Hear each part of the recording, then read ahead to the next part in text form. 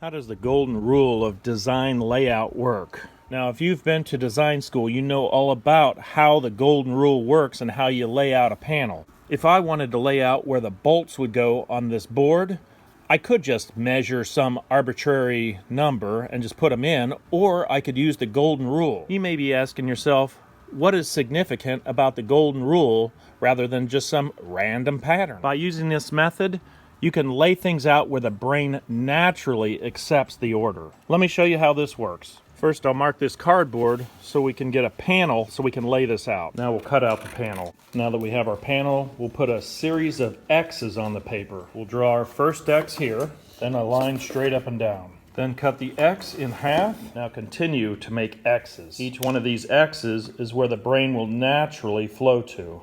We'll draw straight lines to intersect the X's again. Now we've got enough lines and X's on here to make our bolt pattern. A natural place to put the bolts would be right here and here. And right here is where the brain will naturally want to see those bolts. You can also use the same technique just by folding a piece of paper.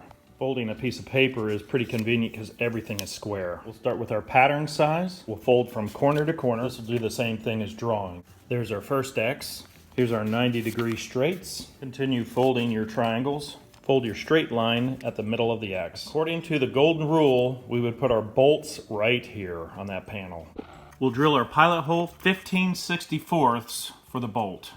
Now we can put our bolts into the quote-unquote right place. We'll mark where the holes are going to go.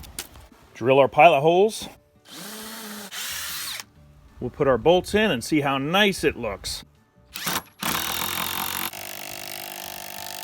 And there we go. We have our bolts placed using the golden rule.